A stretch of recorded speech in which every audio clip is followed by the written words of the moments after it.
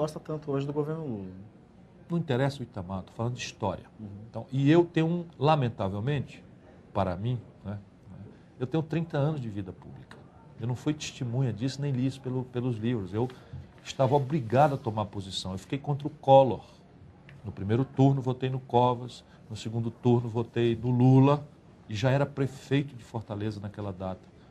Briguei com o Collor feio. Essa fotografia que mostraram aí é um dia que ele disse que tinha aquilo roxo zangado comigo, porque eu me recusei a assinar um contrato de financiamento do saneamento básico da cidade de Juazeiro do Norte, no interior do Ceará, porque a minha assessoria dizia que aquilo estava escandalosamente superfaturado. É minha vida, tendo que governar um estado na seca, pobre e convivendo com um governo que eu hostilizava politicamente. É minha vida. Agora é uma vida limpa, de coerência e de posição. Eu podia perfeitamente ficar fora do governo do Lula, né, explorando as contradições, falando que bom seria se fosse eu, mas achei que era meu dever, especialmente porque eu vi o golpe de Estado escalando. Eu conheço a vida da América Latina hoje.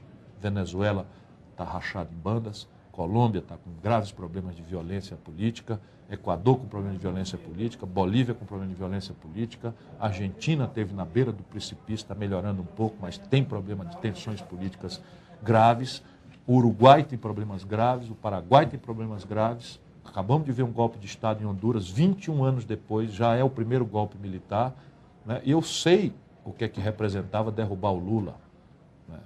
Fazer o Lula fracassar rotundamente no imaginário popular brasileiro. Você acha que Comigo ninguém conta. Que a estratégia deles, da oposição, não era de deixar o presidente se desgastar ao longo desse tempo para não ter a estratégia da maioria era pura e simplesmente desgastá-lo. Pouco importa o interesse nacional, o interesse do povo brasileiro. Mas uma parte escalou o golpe de Estado.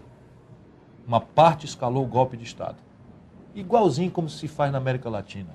Igualzinho essa conjuração de tubarões com donos da mídia, com certos interesses internacionais entranhados aqui, escondidos, né? E o Lula, se o povão iniciasse, não, melaram o jogo, derrubaram o Lula, nunca mais, pelas próximas 3 gerações, alguém governaria esse país. Preparo, vamos para uma outra parte da entrevista. Queria tratar especificamente do tema, que foi um tema que dominou o noticiário político esse ano, que é a crise no Congresso, a crise política. Vamos rodar um trechinho, 2 declarações do deputado Ciro Gomes, uma no Senado e uma na Câmara. Vamos ver. Eu, ao meu jeito, escolhi a opção de meter a mão na massa, às vezes suja de cocô. Às vezes. É só a mão. É só a mão. Minha alma não. Minha cabeça não.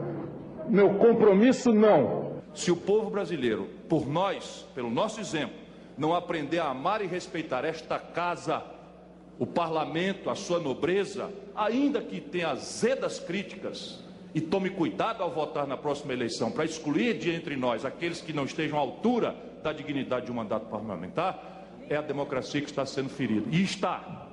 Não duvido que os jornalistas não tenham essa intenção, não creio que tenham, mas está. Os jovens brasileiros hoje pensam que a política é um pardieiro de pilantras, enganadores e defensores de privilégio. Deputado, só pegando um gancho nessas declarações do senhor. Atos secretos, farra das passagens, verba indenizatória, nepotismo. O senhor hoje se envergonha de integrar o Congresso Nacional? De forma nenhuma. Eu tenho muita tristeza, né, de testemunhar isso. Me constrange muito ter que tratar desse tipo de assunto. Mas essas 2 falas, elas se deram em 2 ocasiões em que eu estou ponderando e faço de novo aqui. Vocês, né, jovens jornalistas, a maioria jovens, vocês não têm mais a referência que a minha geração tinha do que significa, né, a desmoralização do parlamento. Do que significa trazer o moralismo, que é a manipulação do sentimento justo de moralidade da população, do sentimento do apelo ético da população, você transformar isso num fim em si mesmo. Eu reavivo a memória. Todas as vezes no Brasil e no mundo em que o moralismo, que é a exploração dos justos sentimentos de moralidade, é transformado num fim político, é contra o povo que está se movimentando, é contra a moralidade que está se movimentando, é contra a liberdade que está se movimentando, é contra a imprensa que está se movimentando. E o estuário disso sempre foi a destruição da moral, da representatividade político-parlamentar. Então veja bem como é intrincado isso. mas é preciso assumir essa questão, porque senão não vai dar certo de novo. O parlamento não é podre. O Senado é um santuário de dignidade, de representatividade, de equilíbrio da federação, de garantia da unidade nacional. A Câmara Federal é o santuário das franquias democráticas, das liberdades. O que está errado é o comportamento de 1, de 10, de 50, de 100 ou de 300. Para usar a expressão do verso dos Titãs, citado pelo Lula. Paralamas, na verdade, que é do Herbert Viana. O Lula falou, Luiz Inácio falou, são 300 picaretas, etc. Bom, vamos pegar um exemplo, para a gente entender, senão eu estou aqui fazendo ciência política. Farra das Passagens. Farra das Passagens. Eu falei com o Fernando Rodrigues, que é um dos maiores jornalistas brasileiros, na minha opinião. Nosso colunista. Sim. Ele é errado, né? Na minha opinião. Por quê? Ele diz, vamos supor, apenas para supor, que o sintoma de decência, ou a evidência de decência ou de desonestidade de um homem público seja, usou passagem aérea dentro das regras estabelecidas para viajar com familiares para o estrangeiro. Veja bem, quando eu digo regra estabelecida, não quer dizer regra boa, não.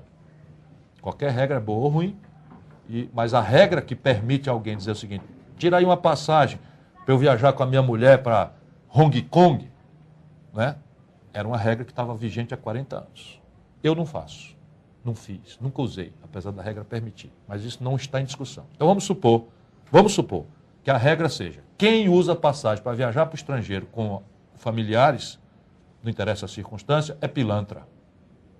Quem não usa é decente. Valeu? Eu acho isso ridículo, mas vamos aceitar para argumentar. Sabe o que aconteceu? Metade da Câmara não usou.